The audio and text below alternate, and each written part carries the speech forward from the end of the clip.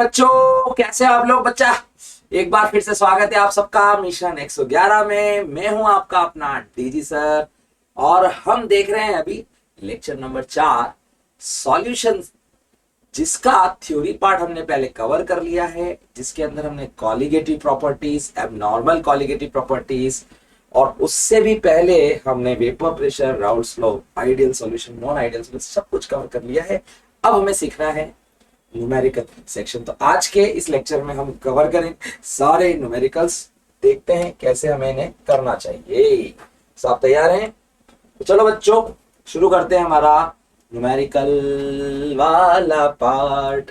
देखो बच्चों, प्यारे प्यारे बच्चों, मैं आपको हिंट दे देता हूँ सारे क्वेश्चंस की और आपको कैसे करना है। आपसे मेरी रिक्वेस्ट है, कैलकुलेशन पार्ट आप कर लेंगे, कैलकुलेशन आप करते रहिएगा। मैं आपको सारे तरीके बता देता हूँ, कॉन्सेप्ट कैसे करते हैं। देखो सॉल्यूशन दिया है कंटेनिंग 0.85 ग्राम ZnCl2 इन 125 ग्राम, है ना। आपको एक देखो, आपको एक ZnCl2 वाला दिया गया है, ZnCl2 दिया गया है और उसका मास दे दिया गया है W, आपको 0.85 ग्राम। और आपके पास वाटर का मास जो है, वाटर है आपके पास, वाटर हो गया हमारे पास कितना, 125 ग्राम, 125 ग्राम। apparent degree of dissociation of the salt। और आगे क्या दिया है, आगे कुछ और दिया है। और ये वाटर फ्रीज किया गया है, देखो -0.23 पे।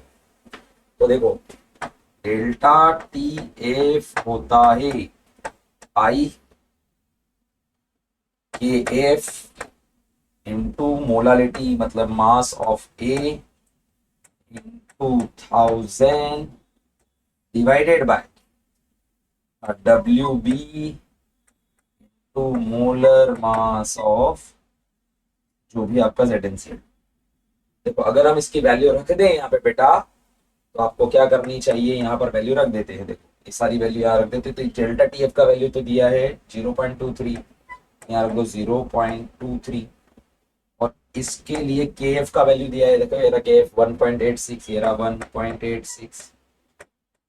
1.86 इंटू के एफ के बाद आपको ये डब्ल्यू ए रखना है, तो ये तो है हमारा 0.85 into 1000 divided by W B का वैल्यू रख दो 125 इंटू, देखो ये मास हो गया आपका 65 और ये हो गया 35, मतलब ZnCl2 का मोलर मास निकालना है आपको। तो ZnCl2 का मोलर मास कितना हो गया, 65 प्लस 71 हो जाएगा, ये 65.3 प्लस 71, ये आप जोड़ दीजिए तो कितना रहा होगा, ये जोड़ लेते हैं अपन 65.3 और 71, तो ये 0.3 हो गया, ये 6 हो गया, 13 हो गया, 136.3, मतलब ये हो गया 136.3।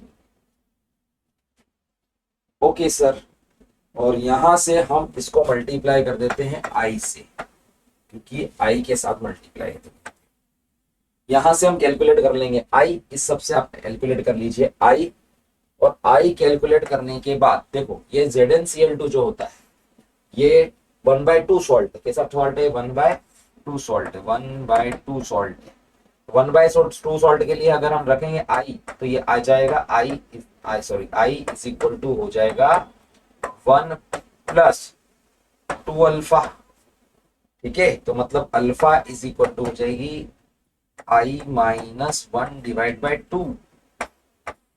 आपको करना क्या है, इतना काम कीजिए कि ये आई यहां से कैलकुलेट कीजिए, अल्फा आई माइनस 1/2 कर दीजिए और फिर उसे 100 से मल्टीप्लाई कर दीजिएगा, तो आपको आंसर मिलना चाहिए आई थिंक 73.5। करके देखिए, आई थिंक आपको मिलना चाहिए। अगला क्वेश्चन देखते हैं। क्या लिखा है बेटा, K F for the water, water का के एफ दिया है 1.86 ग्राम। If your automobile radiator hold 1 kilogram, मतलब इसमें पानी डाल दिया गया है 1 किलोग्राम। ठीक है, how many gram of ethylene glycol, ये इथाइलिन ग्लाइकोल की मात्रा कितनी लगेगी, must you add to get the freezing point of the solution, कितने से डिग्री से कम करना है, -2.8 से कम करना है। तो देखो delta T F is equal to यहाँ रखिएगा, ये क्योंकि डिसोसिएट नहीं होता है तो आई रखने का जरूरत नहीं है। K F into molality, molality तो हमें निकालनी नहीं है, ये हो गया डब्ल्यू, वो वैल्यू निकालनी है यहाँ पे W A into 1000 divided bye, ये हो गया। अब ये देखो, ये 1000 तब रखना होता है जब ग्राम में रखें, तो 1 किलोग्राम तो है ही हमारे पास इसका मास। सो ये डब्ल्यू बी का वैल्यू रख दो जो 1 किलोग्राम, डब्ल्यू बी मतलब वाटर का मास, और molar mass of ethylene glycol मतलब इसका मास।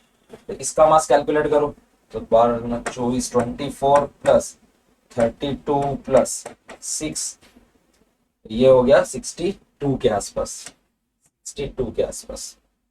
और डेल्टा टी एफ का वैल्यू कितना दिया गया है 0.28, 2.8 सॉरी 2.8, तो यहाँ रख दो 2.8, 2.8। ठीक है, के एफ का वैल्यू कितना दिया है वो भी रख दो, के एफ का वैल्यू कितना दिया है, के एफ का वैल्यू 1.86, 1.86। सो यहाँ से डब्ल्यू ए का वैल्यू आपको मिल जाएगा। मतलब आपको क्या रखना है, डिप्रेशन इन फ्रीजिंग पॉइंट के लिए इक्वेशन सॉल्व कर लेनी है, इससे आपको ये वैल्यू टोटल जो है मिल जानी चाहिए, और इसका आंसर आई थिंक 93 ग्राम के आसपास आना चाहिए। अगला देखो, 12 gram non volatile solute dissolve in 108 gram water. ठीक है सर, 12 ग्राम का नॉन वोलेटाइल सॉल्यूट है, डिसॉल्व किया आपने 108 ग्राम पानी में, produce the relative lowering of vapour pressure. So relative lowering in vapour pressure क्या होता है, relative lowering in vapour pressure is equal to होता है मोल फ्रैक्शन, जैसे हम लिख देते थे W A by M A into M B bye W B, ऐसा लिखते थे। इसका वैल्यू आपको 0.1 दिया गया है, इसका वैल्यू ये आपको 12 ग्राम दिया गया है, मोलर मास सॉल्यूट का निकालने का है, साथ में पानी है, पानी के बाद ये 108 ग्राम है, इसे आप सॉल्व कर लीजिए एम ए के लिए, तो आई थिंक इसका वैल्यू 20 आना चाहिए।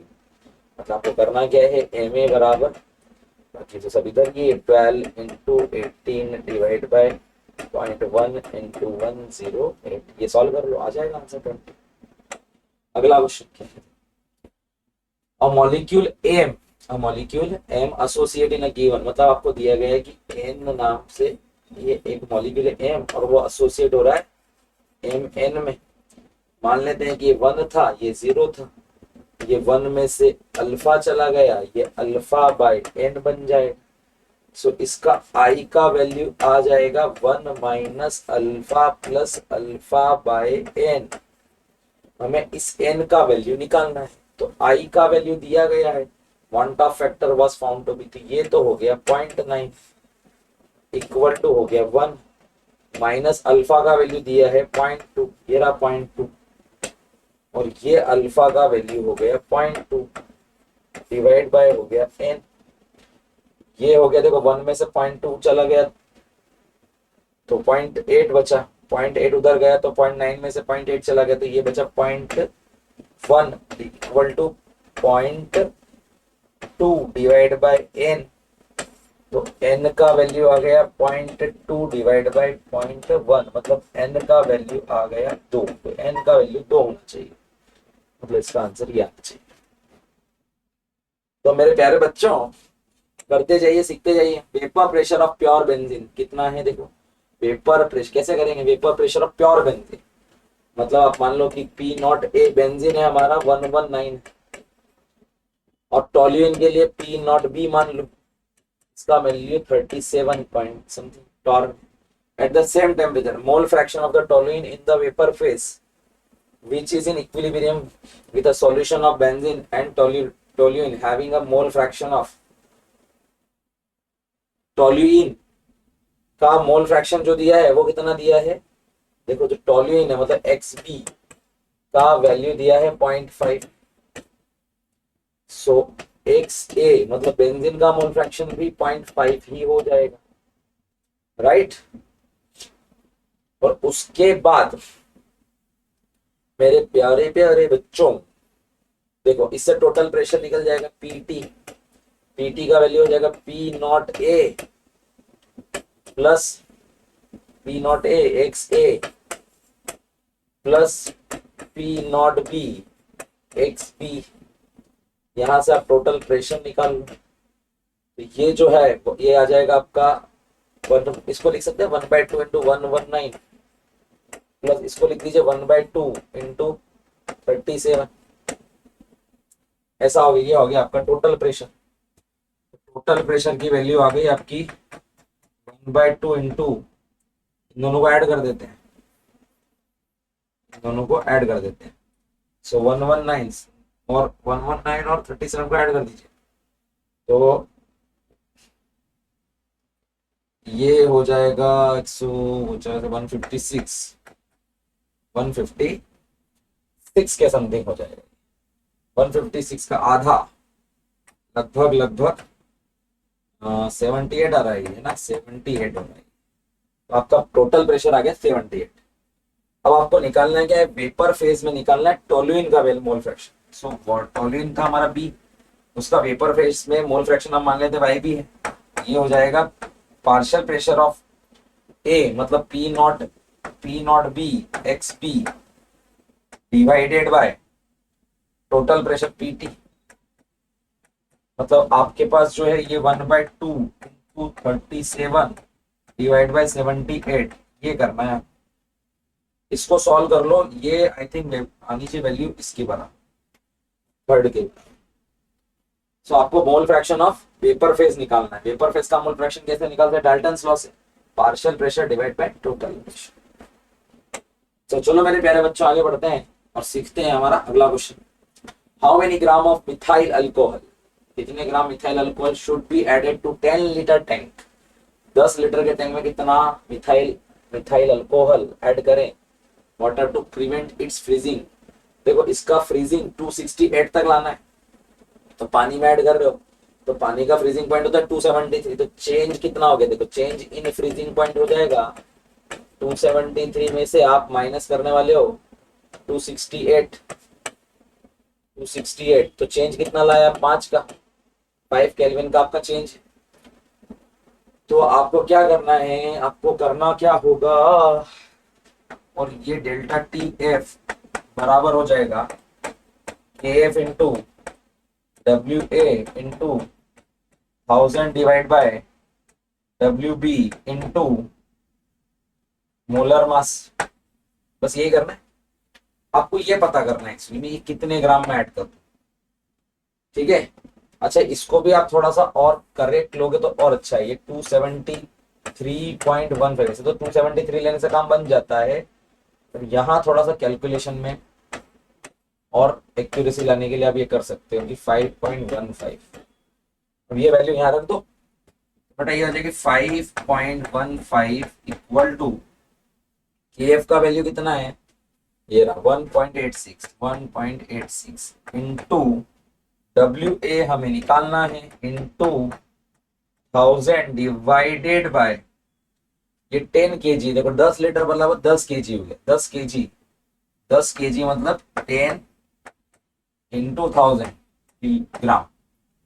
1000 से 1000 तो कैंसिल कर दो, और मोलर मास मिथेनॉल का, मिथाइल अल्कोहल बोले तो CH3OH, इसका मोलर मास आना चाहिए 32, यहाँ 32 run.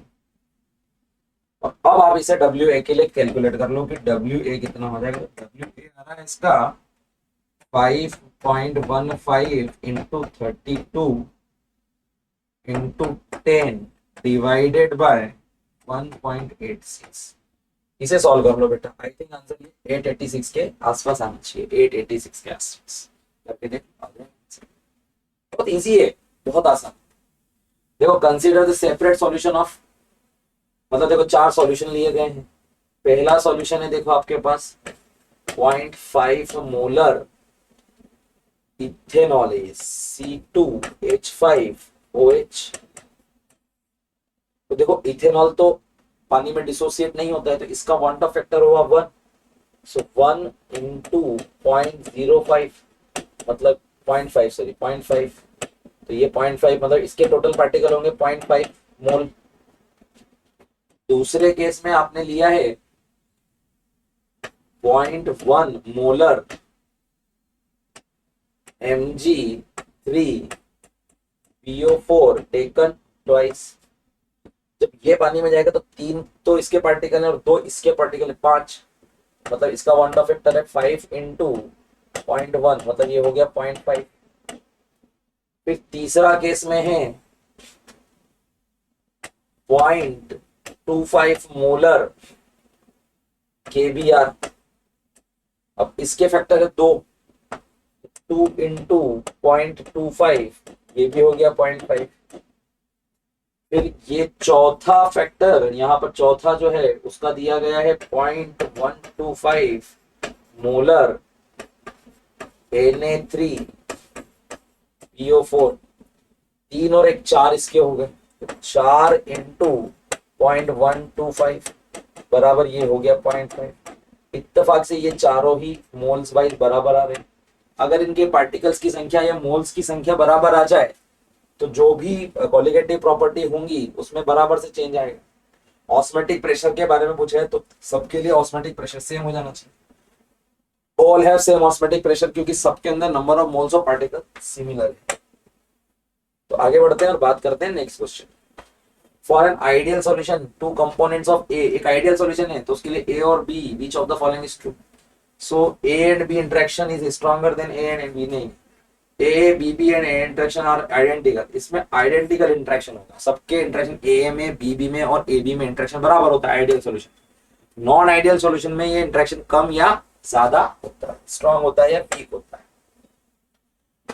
The observed osmotic pressure, observed osmotic pressure, observe osmotic pressure कितना होगा फॉर अ 0.10 मोलर सॉल्यूशन, है ना। और सॉल्यूशन में दिया है फेरस अमोनियम सल्फेट। तो ये जो फेरस अमोनियम सल्फेट है इसको लिख देते पहले, तो ferrous ammonium sulphate, ferrous ammonium sulphate है। ये डिसोसिएट होगा तो Fe2 plus 2 Fe2 plus 2 ammonium और 2 सल्फेट आयन बनाएंगे। आगे क्या बोल रहा है देखो, तो ऑब्जर्व ऑस्मेटिक प्रेशर है इतना, ऑब्जर्व वाला इतना है, मतलब पाई ऑब्जर्व आपका इतना है। और पाई ऑब्जर्व किसके बराबर होगा, आई इंटू पाई थ्योरेटिकल के बराबर होगा। सो इसका जो आई आएगा वो पाई ऑब्जर्व बराबर पाई थ्योरेटिकल आएगा। पाई ऑब्जर्व का वैल्यू दिया गया है 10.8 और ऑब्जर्व्ड और थ्योरेटिकल होता है CRT। So I 10.8 divide by C का वैल्यू कितना हो गया 0.1, मोलारिटी दी हुई है। आर की वैल्यू रख दो 0.0821 इंटू टी का वैल्यू रखेंगे, टी का वैल्यू रख लो 298, 25 डिग्री सेल्सियस 298। इसमें सॉल्व करेंगे तो आई का वैल्यू आना चाहिए 4.42 के आसपास, 4.4 के आसपास आता है। अब पूछा गया है कि एक्सपेक्टेड कितना था और एक्सपेरिमेंटल कितना आ रहा है। तो एक्सपेक्टेड तो कितना है 1 2 2 2 4 और 1 5, एक्सपेक्टेड है 5 और आ रहा है 4.42, मतलब आंसर ये होना चाहिए। ठीक है, एक्सपेक्टेड है कि 5 आयन मिलने चाहिए, 5 के हिसाब से चलना चाहिए, लेकिन 4.42 ही आ रहा है। The vapour pressure of acetone, acetone बोले तो CH3COCH3, इसका वेपर प्रेशर 185 है, टॉर है, और 1.2 ग्राम नॉन वोलेटाइल सॉलिड सब्सटेंस मिलाया है और इन 100 ग्राम एसीटोन में इट्स वेपर प्रेशर, तो वेपर प्रेशर डिक्रीज हो गया। तो relative lowering in vapour pressure का कंसेप्ट लगाओ। तो ये हो गया आपका 185 माइनस 183 डिवाइडेड बाय 183 बराबर मोलर मास निकालना है, तो ये आपका हो गया मास, देखो मास मतलब 1.2 ग्राम, मास हो गया 1.2 ग्राम डिवाइड बाय मोलर मास जिसका निकालना है into molar mass of acetone divide by mass of acetone 100 और मोलर मास इसका, इसका मोलर मास निकाल लो। कार्बन कितने हो गए 3, तो हो गए 36, ऑक्सीजन हो गया 1 16 और ये हो गए 6। 58 होना चाहिए, 58, 58। ठीक है बाबूजी, अब आप इससे सॉल्व कर लो। आई थिंक आंसर इसके आसपास आना चाहिए, इसका 64 के आसपास। चलिए कैलकुलेट कर लो इसको। मोलर मास को कैसे कैलकुलेट कर लो? मोलर मास बराबर हो जाएगा, इसको तो इधर ही देने दो, 1.2 इंटू 58, और ये इधर आ जाएगा 183, और वो दोनों का डिफरेंस हो गया 2 इंटू 100। इसको सॉल्व कर लो, ये आपका 64 के आसपास आना चाहिए। Determination of the molecular mass of acetic acid in benzene using freezing point. Depression is affect, किससे अफेक्ट होता है? ये एसिटिक एसिड क्या होता है? डाइमराइज हो जाता है। एसिटिक एसिड जो होता है CH3COOH, CH3COOH ऐसा रहता है ये, है ना, और ये COH ऐसा, ये डबल बॉन्ड होता है ऐसा, ये CH, ये इधर से हाइड्रोजन बॉन्डिंग करके इधर से हाइड्रोजन बॉन्डिंग ऐसे डाइमर बना लेता है अंदर जाके। Due to this dimerization affected होता है, तो एसोसिएशन होता है, एसोसिएशन। डिंग डिंग डिंग डिंग डिंग डिंग डिंग डिंग डिंग डिंग डिंग। 18 gram glucose is added to 178.2 gram water. ठीक है भैया, वेपर प्रेशर डिक्रीज हो जाएगा। सो मान लो वेपर प्रेशर सॉल्यूशन का पीएस है, ये बराबर होगा पी नॉट सॉल्यूशन पानी के और इनटू एक्स, एक्स क्या? सॉल्वेंट, सॉल्वेंट के मोल फ्रैक्शन, है ना। तो भैया जी अब क्या करोगे? इसका प्रेशर तो तुम्हें निकालना चाहते हो ना, तुम तो पीएस तो निकालना ही है तुम्हें, वेपर प्रेशर ऑफ सॉल्यूशन, और ये हो जाएगा 760 टॉन। पानी का जो वेपर प्रेशर होता है 180 है अभी फिलहाल, 760 टॉन इनटू मोल फ्रैक्शन। ये मोल फ्रैक्शन किसके रखना है? सॉल्वेंट के। सॉल्वेंट तुम्हारा 178.2 डिवाइडेड बाय पानी 18 divided by 178.2 divide by 18 plus 18 divided by what happen, 18 divided 180, glucose है ना, ग्लूकोज मिलाया था 180, थिंक ये होता है 9.9 डिवाइडेड बाय, ये हो जाएगा 9.9 प्लस 0.1, ये आएगा 9.9, 760 साथ में चल ही रहा है, 760 डॉट मल्टीप्लाई, ये कितना हो जाएगा? ये हो जाएगा 760 डॉट इंटू 0.99, इसको मल्टीप्लाई करोगे तो ये 752.4 के आसपास है। समझे? अब देखो the solubility of nitrogen in water, देखो सॉल्युबिलिटी जो होती है वो डायरेक्टली प्रोपोर्शनल टू प्रेशर होती है, प्रेशर 500 और, है ना। सॉल्युबिलिटी जो होती है डायरेक्टली प्रोपोर्शनल टू प्रेशर होती है। Solubility 1 divide by solubility 2 equal to हो गया प्रेशर 1 डिवाइड बाय प्रेशर 2। पहले वाले की सॉल्युबिलिटी है 0.01 डिवाइड बाय दूसरे वाले की सॉल्युबिलिटी इक्वल टू पहले वाले का प्रेशर है 500 डिवाइड बाय दूसरे वाले का प्रेशर है 750। सॉल्युबिलिटी 2 इज इक्वल टू हो गया 750 डिवाइड बाय 500 इनटू 0.01। इसको सॉल्व करा तो ये आना चाहिए 0.015। समझे मेरे बच्चे? समझ के समझ को समझो, समझना भी एक समझे, समझ के जो ना समझे, समझ में ना समझ। An aqueous solution of a salt, salt कौन सा है बेटा? AmX2 नाम का एक सॉल्ट है। At certain temperature has want Hoff factor, इसका 2 दिया हुआ है। The degree of dissociation for this solution of the salt, देखो ये जो सॉल्ट है ये 1/2 टाइप का सॉल्ट है, तो इसका जो वांट ऑफ फैक्टर होगा वो किसके बराबर आएगा? वो 1 + 2 अल्फा के बराबर आएगा। अब इसकी आयोटा दी हुई है 2, बराबर हो गया 1 + 2 अल्फा, 1 - 2 अल्फा मतलब 1/2 था ना, तो ठीक है, तो 1 बाय ये कितना हो गया 2 - 1/2 इज इक्वल टू अल्फा हो गया। ठीक है।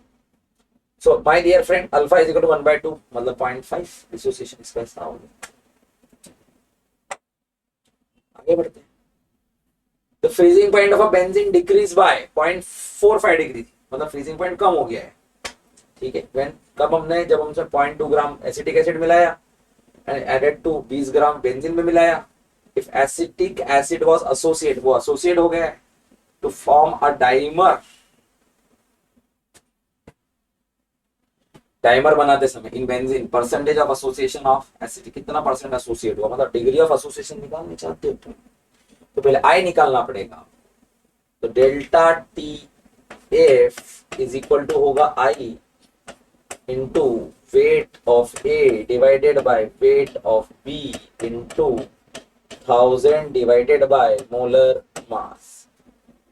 यहां से निकाल सकते हैं। देखो आई बराबर डेल्टा टी एफ और इसमें के एफ का मल्टीप्लिकेशन करना है, के एफ ये भी तो करना है, मोलालिटी इनटू के एफ।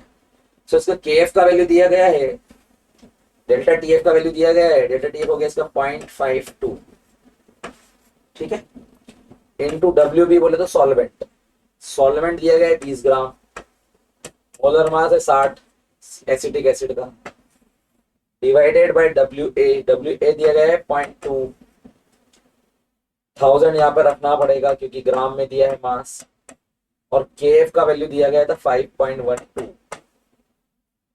ये आई कैलकुलेट कर लो, यहां से आई कैलकुलेट होगा। क्या कैलकुलेट होगा मेरे प्यारे बच्चे? आई। इस आई का क्या करें सर? आई से अल्फा कैलकुलेट करेंगे ना, और क्या करेंगे? आई से अल्फा कैलकुलेट करेंगे। तो एसोसिएशन के लिए देखो, फॉर एन एसोसिएशन आई बराबर होता है 1 minus alpha plus alpha by N. So इस आई को इधर ले आओ, सो ये हो जाएगा अल्फा बराबर हो जाएगा I minus 1 divided by 1 by N minus 1, ये रख देना। अब एन जो है यहां पर, क्योंकि एसोसिएट हुआ है, डाइमर बनाया है, सो यहाँ एन का वैल्यू 2 है, यहाँ एन का वैल्यू 2 है, यहाँ एन का वैल्यू कितना लेना है? एन बराबर 2 लेना है, एसोसिएशन में एन का वैल्यू 2 लेना।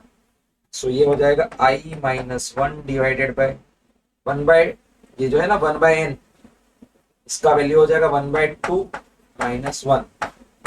अब आपको कुछ नहीं करना है, आई का वैल्यू रखना है, वहां से कैलकुलेट करके। आई थिंक इसका फाइनल आंसर ये आना चाहिए। जो भी अल्फा आएगा उसको अल्फा को 100 से मल्टीप्लाई करना, 100 से मल्टीप्लाई करने के बाद आप बोलना कि यहाँ पे मल्टीप्लाई करने के बाद आंसर ये। 1 molar aqua solution of the following compound, which one will show the highest freezing point. तो आपको याद होना चाहिए, मैंने बताया था आपको 8 प्रॉपर्टी के बारे में। फ्रीजिंग पॉइंट जो होता है वो इनवर्सली प्रोपोर्शनल होता है number of moles of particle. ये देखो, इसको ध्यान से देखो, इसके अंदर यही एक है, एक ही पार्टिकल होगा, ये वाला डिसोसिएट नहीं होगा। ये डिसोसिएट होगा तो एक कैटायन और 3 एनायन, टोटल 4 बनेंगे। ये डिसोसिएट होगा तो एक कैटायन और 2 एनायन, 3 बनेंगे। ये डिसोसिएट होगा, एक कैटायन एक एनायन, 2 बनेंगे। जिसके नंबर ऑफ पार्टिकल ज्यादा उसका फ्रीजिंग पॉइंट कम, जिसके नंबर ऑफ पार्टिकल कम उसका फ्रीजिंग पॉइंट ज्यादा। हमसे पूछा गया which of the highest freezing point किसका होगा? जिसके नंबर ऑफ पार्टिकल कम होंगे उसका फ्रीजिंग पॉइंट ज्यादा होगा, मतलब आंसर इसका फर्स्ट होना चाहिए। डिप्रेशन एंड फ्रीजिंग पॉइंट का क्वेश्चन नहीं है, डिप्रेशन फ्रीजिंग पॉइंट होता तो आंसर आता second. Which of the following statement regarding the Henry's constant not correct? The value of KH increase with function of the nature of the gas. बिल्कुल सही, जैसा nature होगा वैसा चेंज होगा। ये higher the value of KH at given processor, higher is the solubility. नहीं, KH बढ़ता है, सॉल्युबिलिटी कम हो जाए, सॉल्युबिलिटी कम होती है, तो ये रॉन्ग है। हायर से हायर नहीं होता, तो ये रॉन्ग है, ये स्टेटमेंट रॉन्ग है, मतलब आंसर यही होना चाहिए। This is the answer. The partial pressure of the gas in the vapor pressure is proportional to the mole fractions. सही बात है, partial pressure जो होता है directly proportional to mole fraction. Yes. Different cases है, different case, बिल्कुल सही बात है। सभी केसेस का KH अलग अलग होता है, बिल्कुल सही बात है। तो बस हमें नहीं डायरेक्ट नहीं करना है।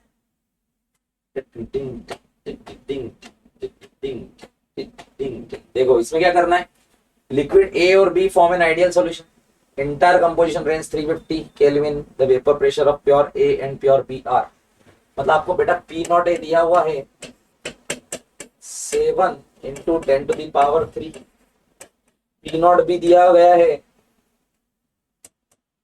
12 इंटू 10⁻3। मोल फ्रैक्शन देखो यहाँ पे दिया गया 40% लिखा है ना, mole fraction the composition of vapour pressure equilibrium solution containing 40% of A लिया है, तो इसके मोल फ्रैक्शन एक्स ए के हो गए 0.4, एक्स बी के हो गए 0.6 हो जाएंगे ऑब्वियस। सो आपको क्या करना है, पहले यहाँ टोटल प्रेशर निकालना है। टोटल प्रेशर हो जाएगा 0.4 into 7 into 10⁻3 plus 0.6 into 0.6 into 12 into 10⁻3। तो ये पीटी बराबर आना चाहिए तुम्हारा सबसे 2.8 इंटू 10⁻3 प्लस 7.2 इंटू 10⁻3। इन दोनों को जोड़ दो तो ये हो गया 7×2 = 10, मतलब 10 इंटू 10⁻3, मतलब टोटल प्रेशर पीटी का वैल्यू हो गया 10⁻4। इसके समथिंग आ रहा है ये टोटल प्रेशर। आपको निकालना है कि the composition of the vapour in equilibrium with this limit, तो क्या निकालना क्या है, liquid a solution in the inter composition at vapour pressure total pressure, तो x से निकालना है ना, और x भी निकालना है। Vapour phase the composition of the vapours in equilibrium with the solution containing, ठीक है, मतलब आपको कंपोजिशन निकालनी है। एक्स और एक्स भी तो आप वेपर फेज में निकालना है। वेपर फेज में निकालने के लिए अब आप क्या करोगे, तो आपके पास जो पार्शियल प्रेशर था उसको डिवाइड बाय टोटल प्रेशर कर दो। पार्शियल प्रेशर कैसे निकालोगे, ये रहा पार्शियल प्रेशर, मतलब आपने जो अभी निकाला ना ये पार्शियल प्रेशर है, पार्शियल प्रेशर है ये पार्शियल प्रेशर। तो आपका देखो पार्शियल प्रेशर ऑफ, मतलब आप इसको एक्चुअली में एक्स ए ओरिजिनल लिया, अपन एक्स वाई ए ले रहा हूँ, इसी को मैं वाई ए ले रहा हूँ। सो आ जाएगा 2.8 इंटू 10⁻3 डिवाइडेड बाई 10⁻4। तो आई थिंक ये वैल्यू आनी चाहिए 10⁻4, आई थिंक ये वैल्यू आनी चाहिए 0.28। ऐसे वाई बी का वैल्यू आ जाएगा 7.2 इंटू 10⁻3 डिवाइडेड बाई 10⁻4, कट जाएगा तो आ जाएगा 0.72। सेकंड आंसर होना चाहिए। Now, elevation in the boiling point for 1 molar solution of glucose, ठीक है, तो मतलब ये दिया गया है delta T F equal to हो जाता है के एफ इंटू मोलालिटी, ठीक है। The depression in the freezing point of for 2 molar of glucose, molality change की गई है, ठीक है। सो देखो मेरे प्यारे बच्चों, इन दोनों कंडीशन में अपन रेशो ले लेते हैं, divided by delta T F के F M divided by delta T T B, तो ये हो जाएगा के बी एम, ठीक है। इस सेकंड वाला केस है, ये वैल्यू भी 2k है, ये वैल्यू भी 2 है, के एफ का वैल्यू के एफ ही ले देते हैं, के बी का वैल्यू के बी है। इसकी मोलालिटी 2 है और इसकी मोलालिटी 1 है, 2 से 2 कट गया तो के बी का वैल्यू आया 2 टाइम्स ऑफ के F.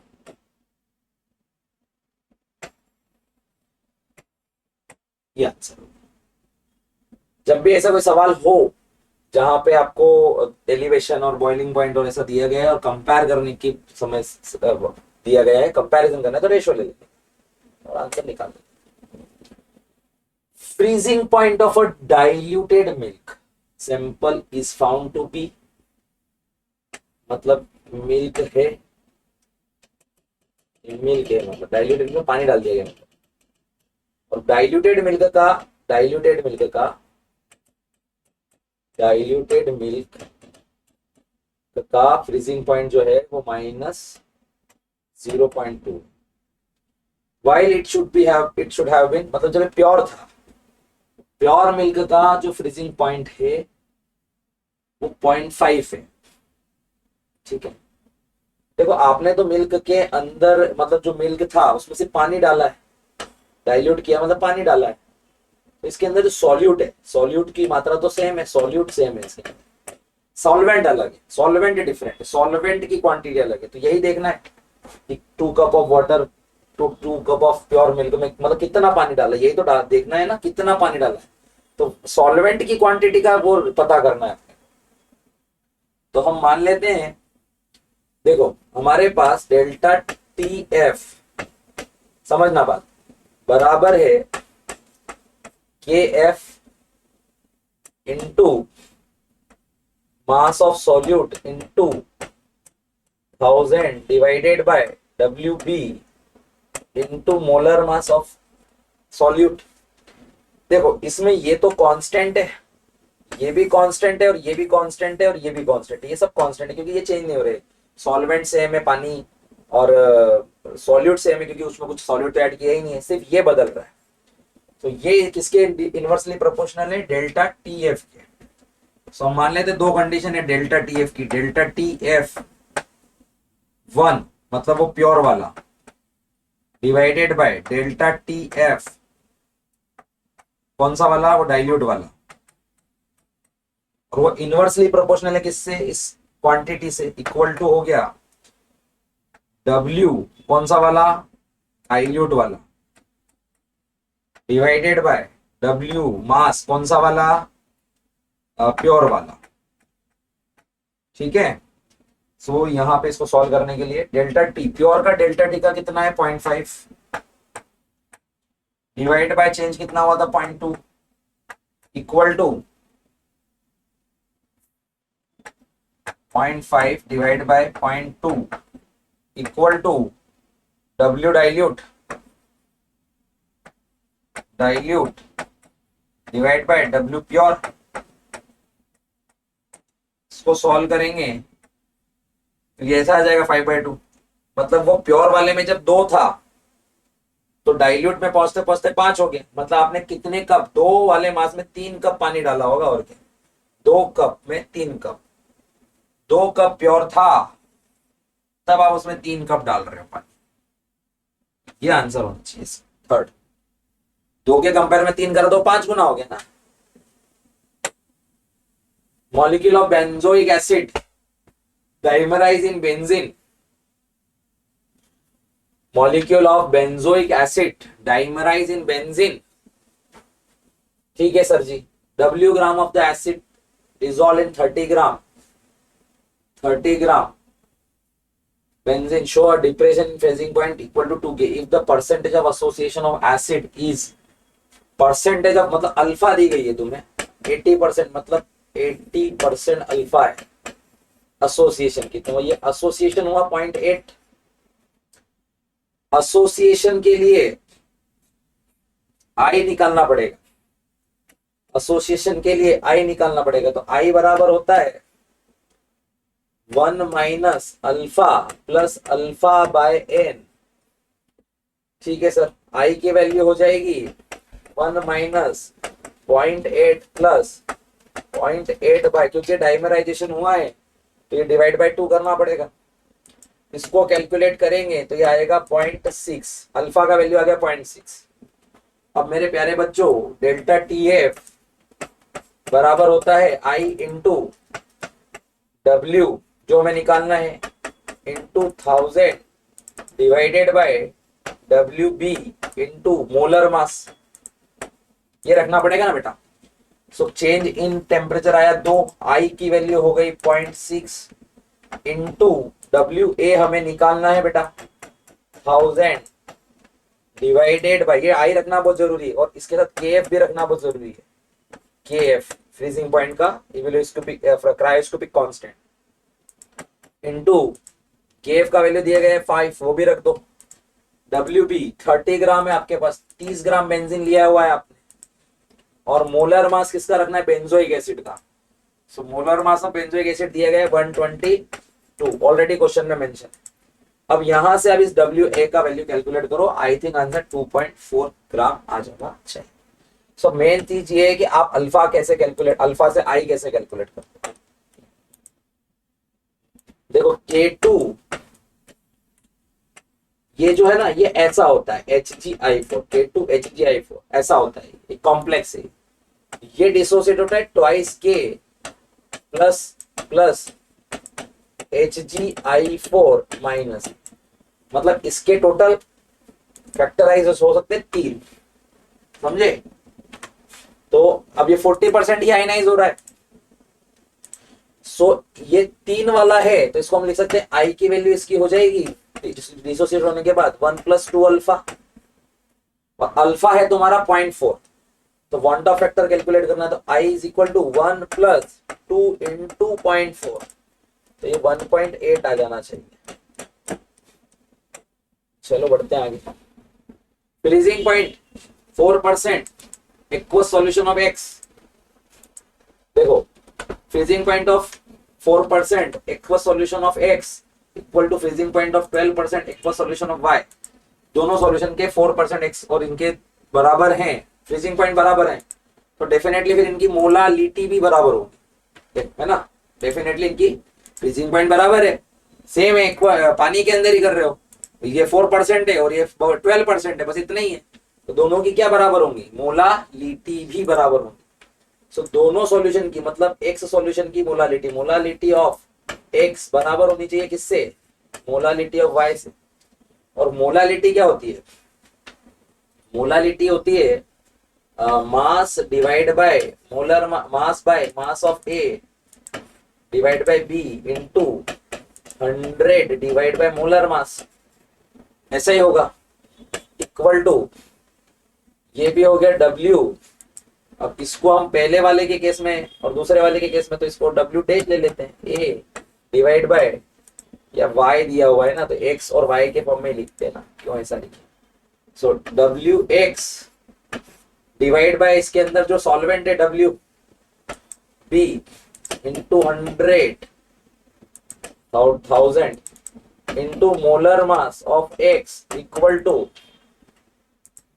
WY into 1000 divide by W into molar mass of y। ये 1000 से 1000 कैंसिल हो जाएगा, ये W से W कैंसिल होगा क्योंकि दोनों 100 ग्राम ही होंगे, परसेंटेज में है, तो WX जो है वो हमारा 4 है, divide by molar mass if of x A दिया हुआ है, WY जो है वो 12 ग्राम था, डिवाइड बाय ये निकालना है मोलर मास ऑफ y। सो 4 से इसको कैंसिल कर दो, 3 जा, so molar mass of y आ जाएगा 3 times of A, 3 times of A, 3 times of A। आई बात समझ में। 62 ग्राम इथाइलिन ग्लाइकोल 250 ग्राम कूल्ड -10 डिग्री सेल्सियस पर होते if KF of the water. देखो इसमें करना क्या है कि 250 ग्राम वाटर है और उसको आइस बना रहे हैं, तो जैसे आपने इथाइलिन ग्लाइकोल डाला तो उसका तो डिप्रेशन हो गया, फ्रीजिंग पॉइंट -10 डिग्री से लगे, तो कुछ चीजें आइस बन गई, 250 में से पानी बन गई, पानी जो है तो आइस बन के बाहर आ गया। तो हमें पता करना पड़ेगा कि सॉल्वेंट में एक्चुअली में अब पानी कितना है। तो अब आप इसको कैसे कैलकुलेट करोगे, तो देखो डेल्टा TF इक्वल टू हो जाएगा KF इंटू WA, जो हमें निकालना नहीं है, अभी नहीं निकालना है, ये नहीं निकालना है, हमें निकालनी है WB इंटू मोलर मास, ये करना है। सो हम इसे कैलकुलेट करेंगे तब WB का वैल्यू आ जाएगा, ये हो गया 1.86 इंटू WA दिया हुआ है 62 ग्राम, ये हो गया 1000 डिवाइडेड बाय, ये चेंज हो गया डेल्टा TF का 10, और इसका मोलर मास इथाइलिन ग्लाइकोल है तो 62 आएगा, 62 से 62 कट गया, ये इससे कट गया, और ये 100 मल्टीप्लाई किया तो ये आ जाएगा 186। इसका मतलब अब उस सॉल्यूशन के अंदर पानी है 186, और टोटल पानी तो आपके पास 250 ग्राम था, उसमें से 186 आप कर दें माइनस, तो ये आ जाएगा 64 ग्राम।